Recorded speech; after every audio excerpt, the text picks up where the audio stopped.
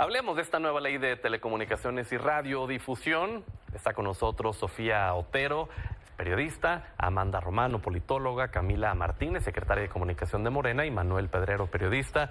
Bienvenidas, bienvenido.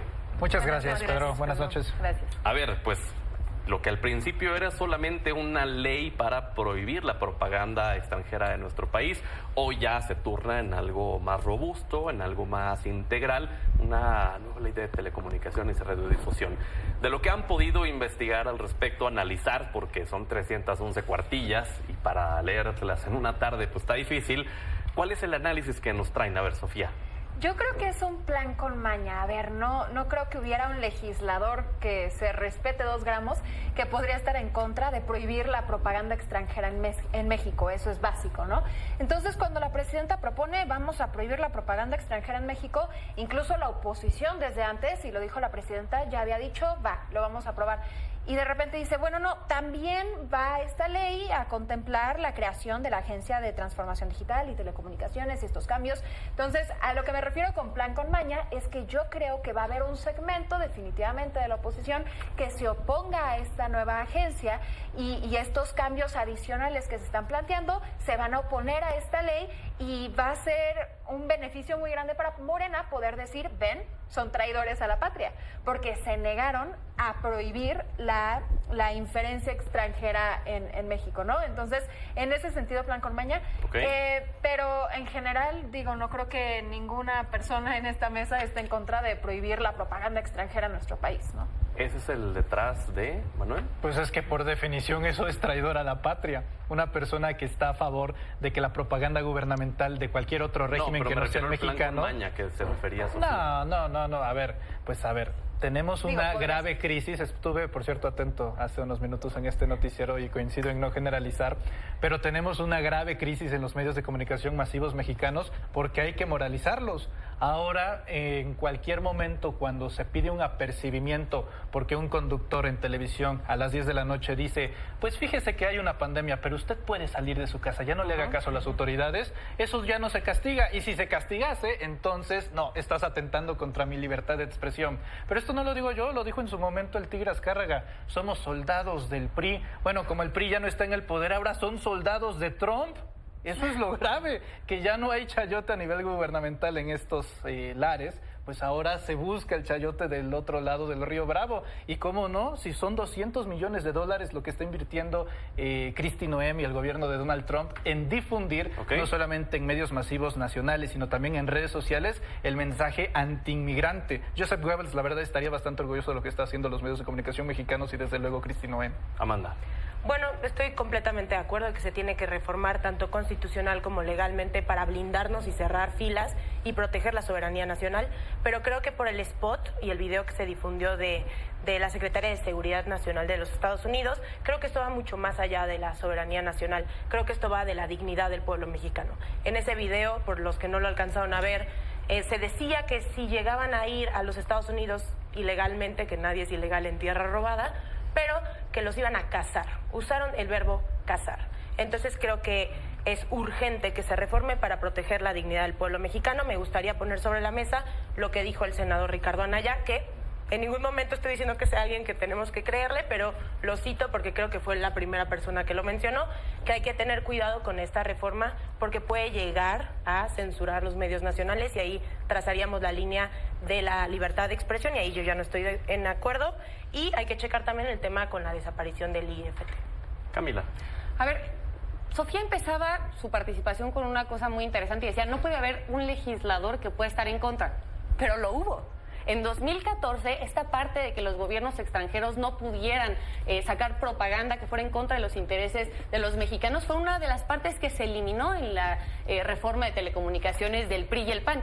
¿Por qué? Hay que decirlo, porque había un interés económico fuertísimo de las empresas de radio y televisión, que son hoy las que tienen las concesiones de las y los mexicanos prestadas, ¿no? Y que decidieron, pues, no tener, ¿no? Apoyar que no hubiera estas limitaciones para poder seguir vendiendo. Entonces, claro que hay un interés económico detrás de esto, y hoy lo que está haciendo la presidenta Claudia Sheinbaum enviando esta reforma es decir, necesitamos recuperar la vocación social, por ejemplo, ¿no? De todo el espectro radiofónico que tenemos en México, ¿no? Entonces, que necesitamos tener reglas claras de que sí se puede y que no se puede distribuir. Eso, por un lado, a mí me parece que es indispensable, ¿no? Y por otro lado, la verdad es que lo que he podido ver de esta reforma de telecomunicaciones, pues no es más que, por ejemplo, promover el que tengamos ahora sí un acceso a los derechos digitales, que ya estaba planteado desde antes como un derecho, pero que, seamos sinceros, no se había hecho un trabajo para garantizar que todas las personas tuvieran acceso, por ejemplo, a una cosa tan importante como el Internet. Ok, ¿coinciden en que era algo necesario? Sí. ¿Qué es lo que hay que reforzar más todavía? Yo creo que es algo muy interesante porque este spot no solamente sale en televisión, sale también en redes sociales y entonces ahí se vuelve un tema complicado porque vemos que están invirtiendo millones en publicidad, particularmente en YouTube. Entonces creo que también se tendría que poner un énfasis a qué clase de comerciales, spots, propaganda pueden transmitirse incluso en redes sociales. Y digo YouTube, sabemos es una empresa de Estados Unidos, de Google, ¿no? Entonces ahí se vuelve la cosa más complicada porque estas transacciones pueden suceder en Estados Unidos y que la indicación sea, bueno, nada más va dirigido al mercado latinoamericano o al mercado mexicano. Entonces sería complicado quizás legislar, pero creo que también es necesario. Y también otro punto adicional. Un tema son las televisoras que pueden ser concesiones o televisoras abiertas, y otro tema distinto es, por ejemplo, lo que puede suceder con canales que se pagan con cable, ¿no? Adicional. Entonces, eso también tiene que reforzarse. Es no solo las concesiones, sino también canales por cable y también pues las redes sociales. Y una cosa que quiero nada más destacar, en el spot de Kristi Noem no solo estigmatizan la migración, que es un derecho humano, también pues miente burdamente, más allá del racismo, etcétera. Dice, sigue la ley y encontrarás oportunidades. El gobierno de Donald Trump no sigue la ley. Estamos viendo el caso que ha indignado a todo Estados Unidos, internacionalmente, de Kilmar Abrego García, que lo deportaron a El Salvador sin un proceso, sin un juicio, sin ninguna denuncia en su contra. Muchas personas que han sido trasladadas a El Salvador, incluso estudiantes pro-Palestina que están siendo deportados, llegaron legalmente a Estados Unidos, tenían sus trámites a correr, ¿sí? Y aún así los sacaron del país. Entonces eso que dice cínicamente de sigue las leyes y todo estará bien, es una burda mentira. Bueno, creo que no hay mucha coherencia en el discurso y la práctica en Estados Unidos. Manuel. Que Ricardo Anaya hable mal de la reforma, habla muy bien de la reforma. Y sí, a ver, los medios de comunicación en general ya no son suficientes los apercibimientos. Si esto hubiera sucedido en los 70s, bueno, Bucareli, teléfono rojo, baja eso y ya. Pero aquí estamos en otros tiempos y creo que el punto fino de la reforma radica en un apartado que dice, si se vuelve a violar o se hace este tipo de cosas de propaganda gubernamental, la televisora o la radiofónica, el medio en cuestión, va a tener que pagar una multa del 2 al 3% de lo que le representa la concesión. Perdón, un 2 o 3% de una concesión a nivel nacional no son palomitas. Ahí sí estás hablando de una multa económica choncha, y como siempre la derecha ha tratado de procurar protegidos, sobre todo los intereses mediáticos, para prosperar en narrativas, pues sí es una multa que no necesariamente puede salir ya de la propia empresa, sino de otros partidos políticos. Claro. El tema que mencionaba Sofía me parece también trascendental, ¿no? La regulación a través de la publicidad de redes sociales. En redes sociales. Y ahí sí estamos en una desventaja enorme, porque estás hablando del monopolio más grande de la historia de la humanidad, que es Google. Y te lo digo yo que trabajo en YouTube, es decir, no hay mucho margen de maniobra en ese tipo de cosas. Y tampoco es que el gobierno mexicano se trató de hacer en el sexenio del presidente López Obrador, o el Facebook mexicano, la propia red mexicana, la cantidad de servidores que se necesitan para satisfacer una demanda es simplemente finita para el presupuesto y la ingeniería de los mexicanos hasta en este momento. Entonces, ¿qué otra cosa? Abandonando a lo de Sofía, pues qué curioso, porque algo que también ha caído ha sido el turismo estadounidense. Qué bueno, porque la propaganda de terror que han hecho contra los pueblos de todo el mundo también ha decaído en el propio sistema de turismo de Estados Unidos, y paralelamente ha subido el de los países latinoamericanos como el de México. Amanda. Bueno, pues creo que esto fue un gran mensaje de unidad latinoamericana, y sobre todo ante la guerra comercial creo que es muy necesaria.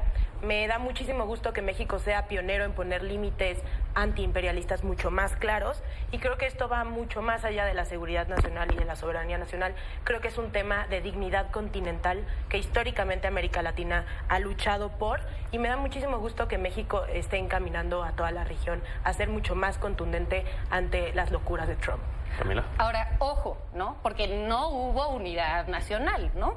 O sea, se buscó hacer un posicionamiento desde todas las y los diputados y ahí se denunció. Los diputados de la oposición, del PRI y el PAN, decidieron no salir a firmar, incluso cuando solamente era un tema de defender la soberanía nacional. Ahí están las declaraciones de Sergio Gutiérrez Luna denunciándolo. Eso por un lado.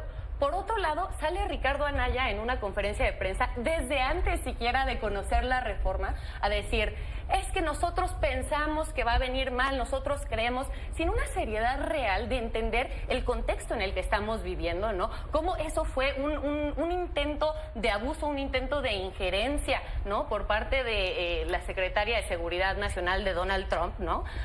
Y bueno, sí decir que yo donde creo que hay el chanfle es más bien del otro lado, por intentar proteger los intereses económicos de las televisoras que por supuesto que están vendiendo por millones y millones y millones estos espacios, ¿no? Van a buscar generar desde la oposición una narrativa como de que hay censura desde la Cuarta Transformación. Esa es la narrativa que vamos a ver en las siguientes semanas, cuando ya, antes siquiera de conocerla, la estaban desechando por un lado, y por otro lado sí decir, la verdad es que no tiene mucho sentido querer generar una narrativa de censura de la Cuarta Transformación. Vamos, tenemos uno de los gobiernos con mayor aprobación históricamente en nuestro país. La presidenta Claudia Sheinbaum tiene hoy el 85% de aprobación. En estos 7 años que ha gobernado la Cuarta Transformación, no hemos tenido un escándalo, por ejemplo, como el que hubo en el sexenio de Enrique Peña Nieto con la salida de Carmen Aristegui u otros tantos periodistas que fueron perseguidos o censurados. Entonces, pues vamos a ver esta oposición que en realidad quiere generar una narrativa porque quieren seguir protegiendo los intereses económicos de sus amigos en las televisoras.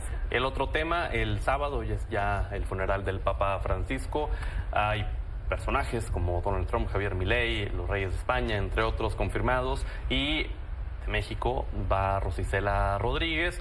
¿Cómo están viendo ustedes esto? Ayer lo discutimos en una mesa aquí, lo tocamos también con Stephanie Naro, analista geopolítica. Ella decía, a mí lo que me parece como una falta a la diplomacia es que no se haya enviado al canciller, que es quien, por lógica, en sustitución de la presidenta, tendría que asumir ese rol. ¿Qué opinan ustedes, Sofía? Bueno, primero que nada, que Trump y Milei tengan la osadía de ir al funeral del Papa me parece asqueroso. Son figuras que se oponen totalmente a las enseñanzas del catolicismo, del cristianismo, y que se posicionaron como prácticamente enemigos del Papa Francisco. Dicho eso, creo que también estas críticas de, oh no, ¿cómo es posible que no va a ir la presidenta?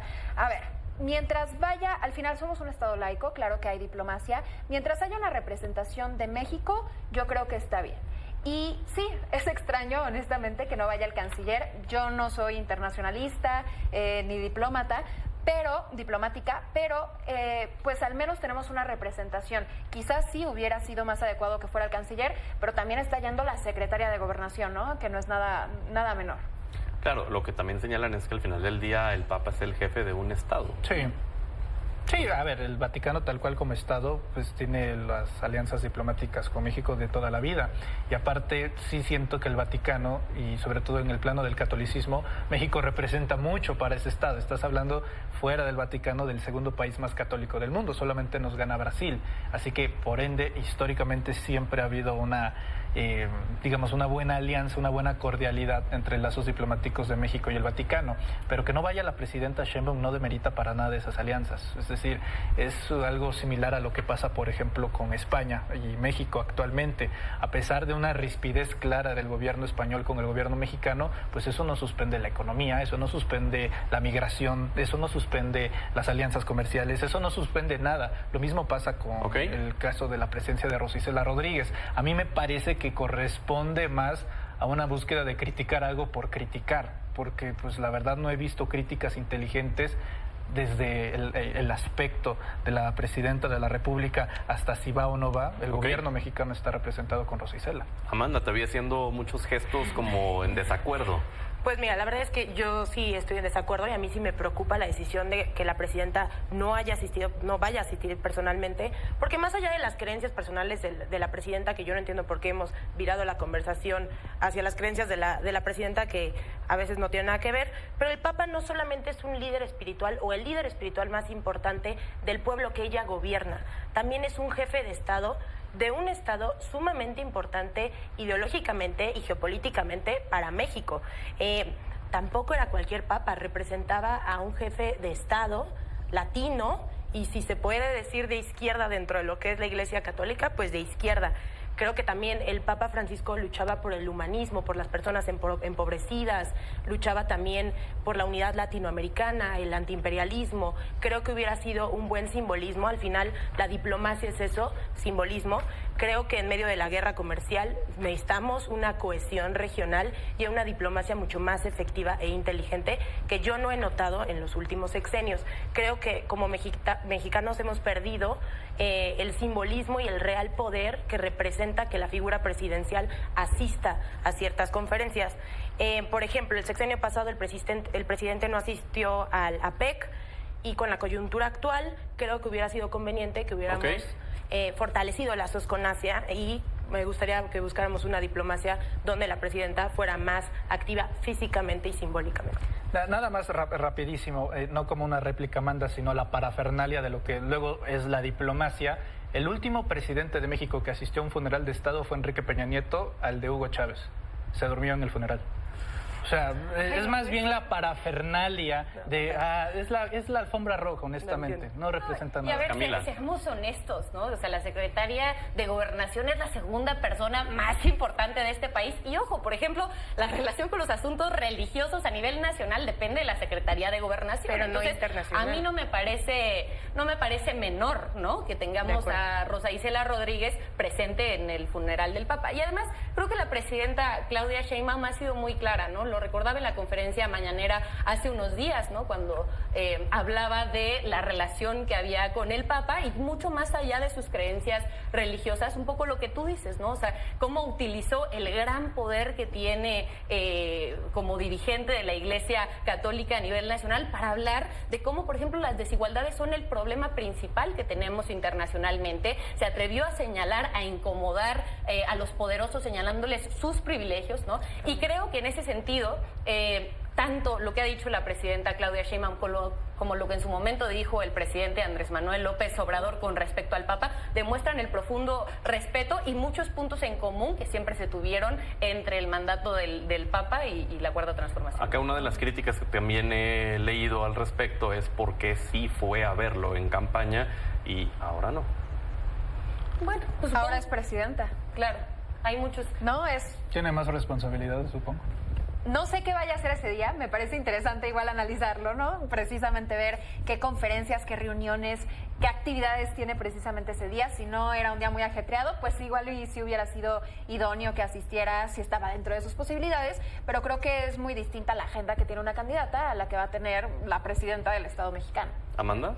Bueno, pues creo que desde mi perspectiva como politóloga, lo que sí me dio a entender es un simbolismo un poco de temor a presentarse ante figuras de la derecha global. A mí me hubiera encantado ver a la izquierda latina, como con Lula, presentes ante el funeral. Sería el funeral más incómodo de la historia de la humanidad. Lo entiendo, pero al final, lamentablemente, y estoy de acuerdo con lo que dice Sofía, que al final sí es un funeral, pero también es un evento diplomático. Entonces creo que el simbolismo hubiera estado fenomenal para también empujar la agenda geopolítica al progresismo y no dejar que la derecha global nos gane. Camila. Pero el respeto y el reconocimiento que han hecho tanto Claudia Sheinbaum como Andrés Manuel López Obrador y decir que el dirigente más importante religioso que hemos tenido de manera reciente, pues es precisamente el Papa Francisco, orgullosamente latinoamericano y que tradujo, ¿no? Digamos, porque no es menor que la Iglesia Católica, que el Vaticano, que durante mucho tiempo sirvió a la derecha, a los grupos poderosos y tal, tuviera un cambio tan fuerte como lo vimos, teniendo por primera vez un Papa latinoamericano que se atrevía a hablar de los pobres, ¿no? Y que ahora la incógnita está en quién quedará al frente del Vaticano. Tiene su corcholata. Sí, Arriba Filipinas. Si será alguien progresista como el de Filipinas de 67 años o será alguien conservador como el de Estados Unidos que está apoyado Por ley de péndulo va a ser Donald conservador. Trump. No. Ay, Bueno, no le hagas. ya seguiremos platicando. Gracias por haber estado con nosotros. Gracias. Pausa, volvemos.